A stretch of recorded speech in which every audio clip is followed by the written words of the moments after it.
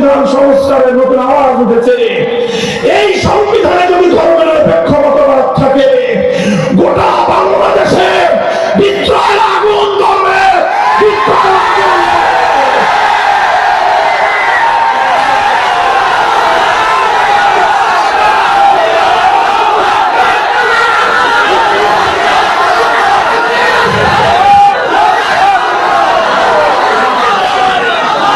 ধর্মনিরপেক্ষ মতবাদ ভারত থেকে প্রচারকৃত মতবাদ, ভারতীয় আধিপত্যবাদকে রুখতে চাইলে ভারতীয় মাল ধর্মনিরপেক্ষ মতবাদ দিল্লিতে পাঠিয়ে দিতে হবে।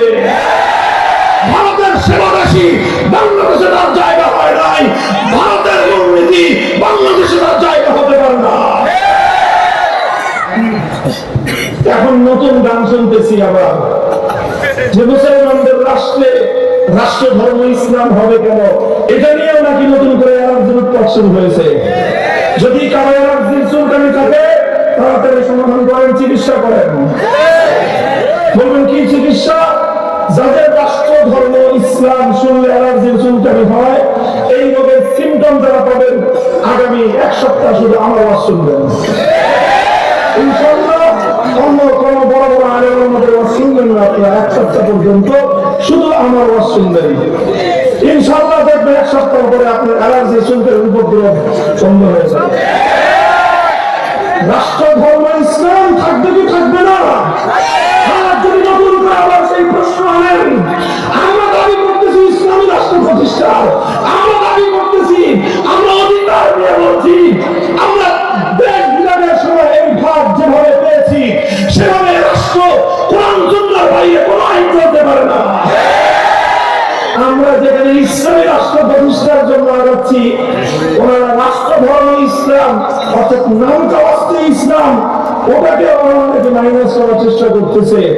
যদি কারো মাথার মধ্যে সামান্য পরিমাণ ঘৃণ থাকে, সম্পূর্ণটা যদি গরুর গোবর না হয়ে থাকে, তাহলে এই ধরনের আত্মঘাতী কোন চিন্তা যেন আপনারা না করেন। ভাই লাগে ইসলামের উপর যদি আঘাত করেন, তাহলে কিন্তু আমরা জুলাই আগস্ট কোনো কিছু আমাদের মনে থাকবে না, কোনো কিছু মনে থাকবে না।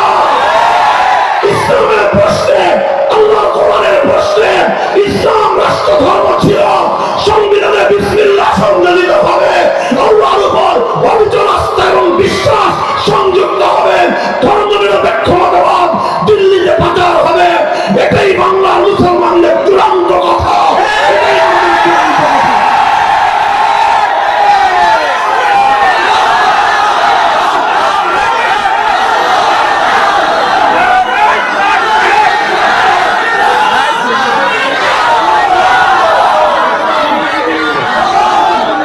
কিছু কিছু মানুষ বলতে চায় রাষ্ট্রের আবার ধর্ম থাকে নাকি?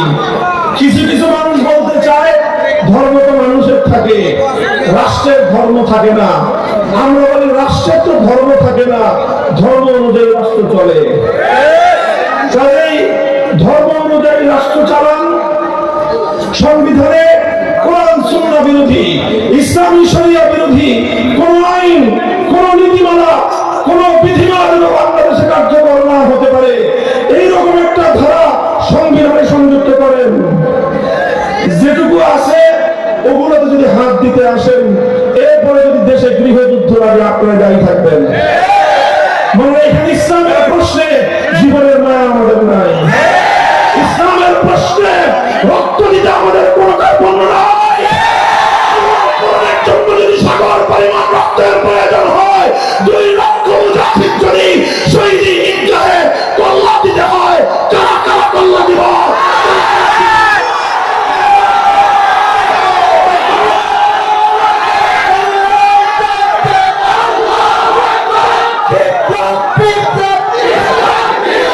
বিপ্লব বিপ্লব ইসলামী বিপ্লব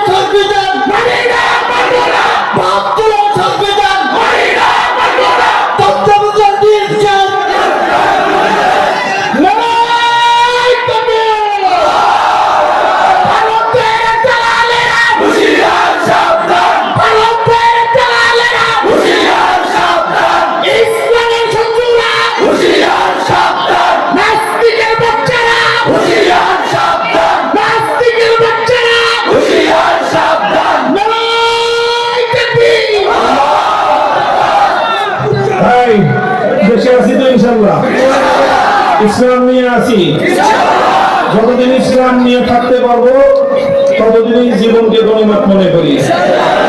আর ইসলামের জন্য যদি কোনো সময় প্রয়োজন হয় জীবনটা দিয়ে দেওয়ার, তখন সেই মৃত্যুকে জীবনের চেয়ে শ্রেষ্ঠ মনে করবো ইনশাআল্লাহ। রাজি আছেন তো? প্রস্তুত থাকবেন তো? দাওয়াত ছড়িয়ে দেন, পাড়ায় পাড়ায়, মহল্লায় মহল্লায়, গ্রামে গ্রামে, গঞ্জে গঞ্জে ইসলাম অনুযায়ী রাষ্ট্র চাই, এই দাবি প্রত্যেকটা মুসলমানের নাম কণ্ঠে তুলে দেন। কথা বলেন ঠিক না ঠিক?